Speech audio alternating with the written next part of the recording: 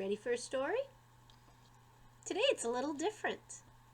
We've been reading stories that people created and made up. Today's book is called Apples, and it's by Gail Gibbons. Gail Gibbons is an author that likes to write stories that teach. We call these books nonfiction. They're not storybooks, but they're wonderful ways of learning about new things. So we've been talking about apples all week, and I thought maybe this would be a good way to learn just a little bit more. We will read many books by Gail Gibbons this year because she is an author that writes wonderful children's nonfiction books. Let's see what you remember about books. This is not a hard-covered book. We call this book a paperback. It's just made out of stronger paper than the pages. This part of the book is the cover, the front cover. So this part is the back cover. I always like to kind of open it up and see if the picture kind of all goes together. This one kind of does. Doesn't it make it look like it's a box and a few of the apples have come out of it? The name of the book we call the title. That's right, the name of the book is the title. And the person who wrote the book, her name is Gail Gibbons, and she is the author. Guess what? She also did the pictures. So she's the author because she wrote the words, and she's the illustrator because she did the pictures. Sometimes I don't read every word in a nonfiction book. Sometimes I pick the pages I want you to hear about. So there might be a couple I skip. It's okay. You're going to get the best parts. Apples by Gail Gibbons. Ooh, look at, there's a dedication on this page. It says, to Vicki and Dennis Schooley. I don't know who they are, but I bet Gail Gibbons knows who they are. An apple is a fruit. It grows on an apple tree.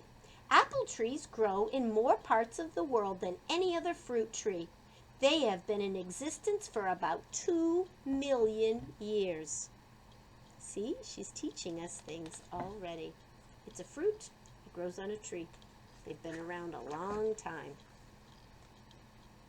The first American colonists brought apple seeds and seedlings with them from England. Long time ago. As the colonists moved westward, they brought apple seeds and seedlings with them. Some settlers found that Native American Indians had already brought the apple seeds west and had apple trees growing near their villages. Many times during the early 1800s, Johnny Chapman traveled throughout the wilderness of Ohio, Pennsylvania, and Indiana, planting apple trees. Also, he gave seeds and seedlings to the settlers there. He became known as Johnny Appleseed. Have you ever heard of him? You might want to look him up. Some apples are grown at home, but most are grown commercially. That means people plant them and sell them and harvest them. Each year, about 250 million bushels of apples are grown in the United States, and about 28 million bushels are grown in Canada. An apple is a firm, crisp, fleshy fruit with a hard center called a core. Here's the core. The core has 5 seed chambers.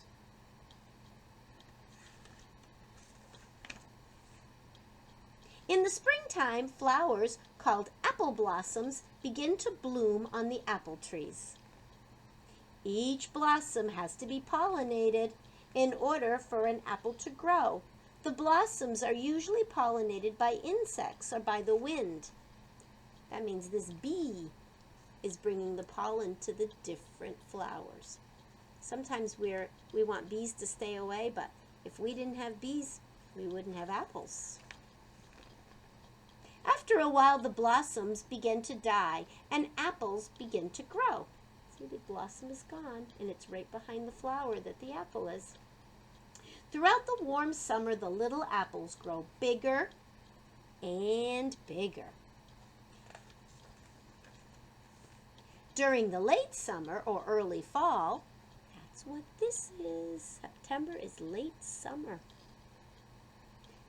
During the late summer or early fall, the apples ripen.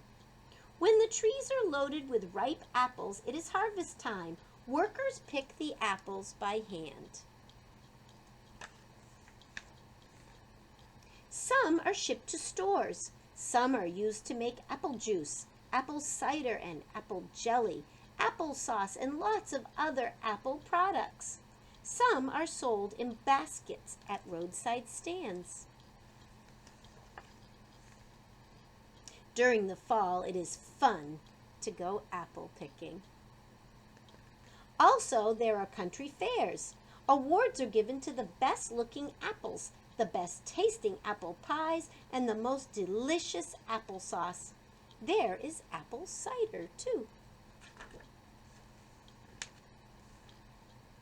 During Halloween, there are caramel apples and candy apples. Some people bob for apples.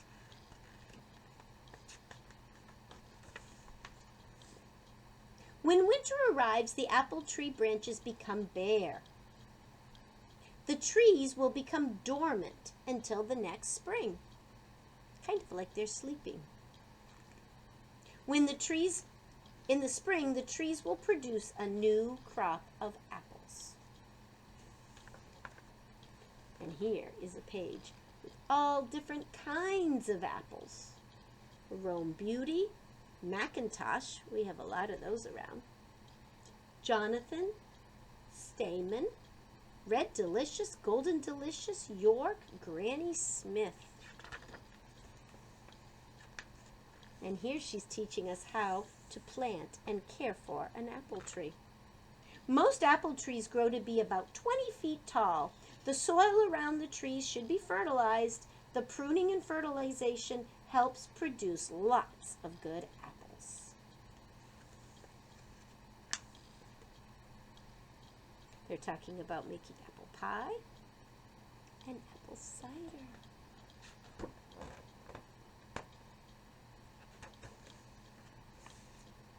They are nutritious and delicious. And lots of good facts. Do you have a favorite kind of apple?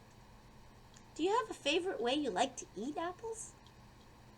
I like it when they're cut up and you leave the peeling on, but you cut out the seeds and you can just bite them. Here's a secret. Sometimes I like to dip them in peanut butter. That's one of my favorites. Think about what your favorite is. Maybe you'll tell me at morning meeting tomorrow. I hope you have a great day, boys and girls. It's been so much fun. You ready? How about a goodbye song? See you later, alligator, after a while, crocodile. In an hour, sunflower, maybe two, kangaroo. Gotta go, buffalo, adios, hippos, chow, chow, brown cow, see you soon, baboon, adieu, cockatoo, feather swish, jellyfish, chop, chop, lollipop, gotta run, skeleton, bye, bye, butterfly, better shake, rattlesnake. Goodbye, my good friends. I had a great day today. I hope you did too. I'll see you in the morning.